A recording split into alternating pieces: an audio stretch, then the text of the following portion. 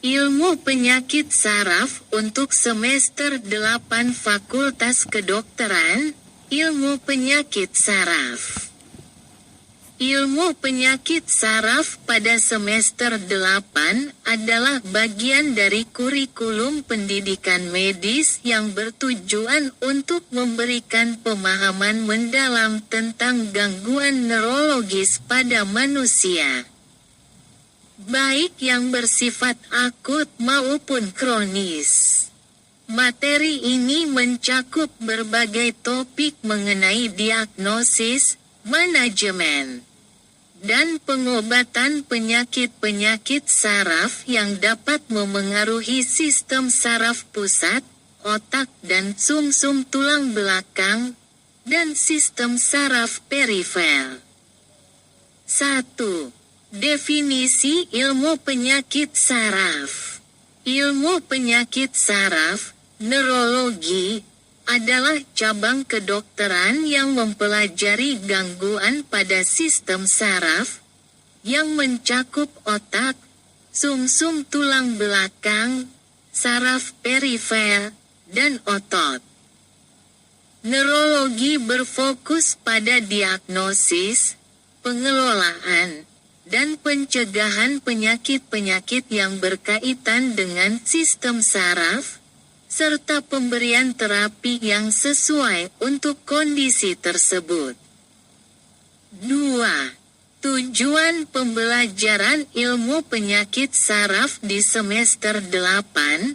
Pada semester 8, mahasiswa kedokteran diharapkan dapat memahami dasar-dasar anatomi dan fisiologi sistem saraf, menguasai teknik pemeriksaan neurologis, termasuk pemeriksaan saraf motorik, sensorik, dan refleks, mampu mendiagnosis gangguan neurologis melalui anamnesis dan pemeriksaan fisik yang tepat, memahami berbagai jenis penyakit saraf dan prinsip dasar pengobatannya, mengelola pasien dengan penyakit saraf akut dan kronis, serta memahami komplikasi yang mungkin timbul.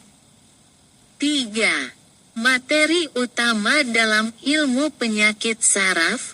3.1 Anatomi dan fisiologi sistem saraf pusat, SSP. Otak dan sumsum tulang belakang, serta pembagian fungsionalnya, misalnya korteks motorik, korteks sensorik, cerebellum, dan batang otak. Sistem saraf perifer, SSP.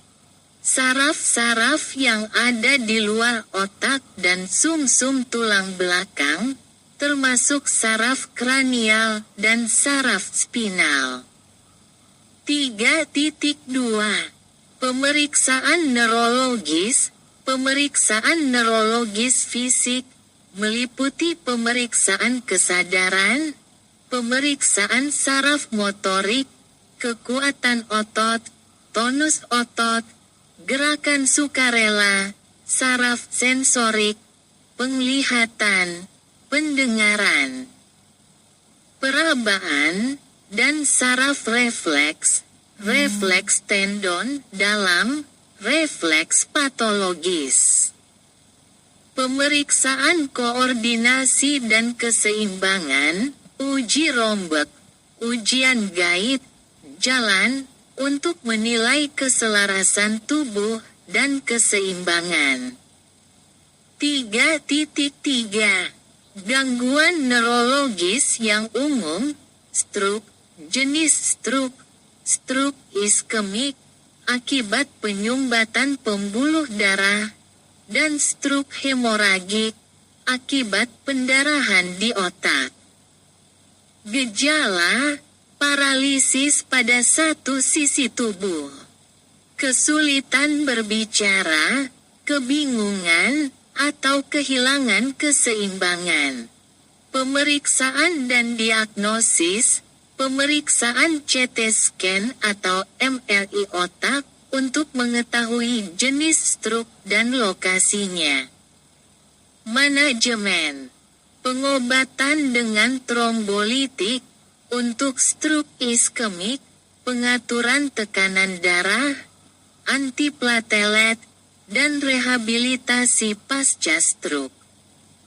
Epilepsi, jenis kejang. Kejang vokal, terbatas pada satu area otak, dan kejang umum, melibatkan seluruh otak. Gejala, kehilangan kesadaran, kejang otot, dan gerakan yang tidak terkendali. Diagnosis. Pemeriksaan EEG untuk merekam aktivitas listrik otak. Pengobatan dengan antikonvulsan, misalnya valproat, levetiracetam, manajemen jangka panjang untuk mencegah kejang. Penyakit Parkinson, gejala utama, tremor, kekakuan otot, rigiditas, bradikinesia, gerakan lambat, dan instabilitas postural. Patofisiologi, degenerasi sel-sel dopaminergik di substansia nigra otak yang menyebabkan gangguan motorik. Pengobatan, terapi dopaminergik, levodopa, agonis dopamin, dan terapi fisik. Sklerosis multiple, MS. Gejala, kehilangan koordinasi, kelemahan otot, gangguan penglihatan, dan gangguan sensasi. Patofisiologi, peradangan dan demielinisasi pada sistem saraf pusat, yang merusak mielin, lapisan pelindung saraf. Diagnosis, MRI otak untuk melihat lesi yang terjadi akibat demielinisasi. Manajemen kortikosteroid untuk mengurangi peradangan dan pengobatan imunomodulator. Neuropati perifer, gejala, kelemahan otot, kehilangan sensasi, rasa terbakar, atau kesemutan pada tangan dan kaki. Penyebab: diabetes, alkoholisme, infeksi virus, atau kekurangan vitamin. Diagnosis, pemeriksaan fisik, tes konduksi saraf, dan pemeriksaan laboratorium. Manajemen, penanganan kondisi penyebab. Terapi untuk mengurangi gejala, dan manajemen nyeri. Multiple System Atrophy, MSA. Gejala, gangguan motorik yang meliputi tremor, gangguan keseimbangan, dan disfungsi otonom. Diagnosis. Diagnosis klinis dan MRI otak. Manajemen, terapi simptomatik, karena MSA adalah penyakit progresif dan tidak dapat disembuhkan.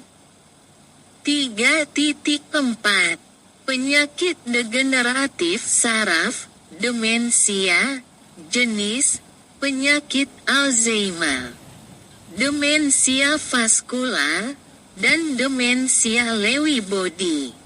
Gejala, gangguan memori, kebingungan, kesulitan berbahasa, dan penurunan kemampuan berpikir. Diagnosis, pemeriksaan neuropsikologis, MRI otak, dan evaluasi fungsi kognitif. Pengobatan, obat-obatan yang memperlambat proses degenerasi saraf seperti inhibisi asetilcholinesterase, donepezil, dan terapi suportif. 3.5 Kepentingan dalam rehabilitasi neurologis, rehabilitasi pasca stroke, fisioterapi, terapi okupasi, dan terapi bicara untuk memperbaiki fungsi motorik dan komunikasi. Manajemen nyeri kronis. Pengelolaan nyeri neuropatik dengan obat-obatan seperti gabapentin atau amitriptyline. 4. Praktikum dan pelatihan klinis, pemeriksaan neurologis dasar. Mahasiswa akan dilatih dalam melakukan pemeriksaan neurologis secara sistematis dan tepat. Simulasi kasus neurologis. Mahasiswa akan belajar menangani kasus-kasus gangguan neurologis melalui simulasi dan diskusi kasus. Rotasi klinis. Mahasiswa akan melakukan rotasi di berbagai departemen neurologi untuk mendapatkan pengalaman langsung dalam menangani pasien dengan gangguan neurologis. 5. Evaluasi pembelajaran, ujian teori. Mahasiswa diuji mengenai pengetahuan dasar penyakit saraf, mekanisme patofisiologi, dan prinsip-prinsip pengobatannya. Praktikum dan penilaian keterampilan. Mahasiswa dinilai berdasarkan keterampilan mereka dalam melakukan pemeriksaan neurologis dan manajemen pasien neurologis. Diskusi kasus klinis. Diskusi mengenai kasus pasien yang didiagnosis dengan penyakit saraf, termasuk analisis diagnosis, pilihan pengobatan, dan manajemen. Materi ilmu penyakit saraf pada semester 8 bertujuan untuk membekali mahasiswa dengan pengetahuan dan keterampilan dalam menangani pasien dengan gangguan neurologis secara komprehensif.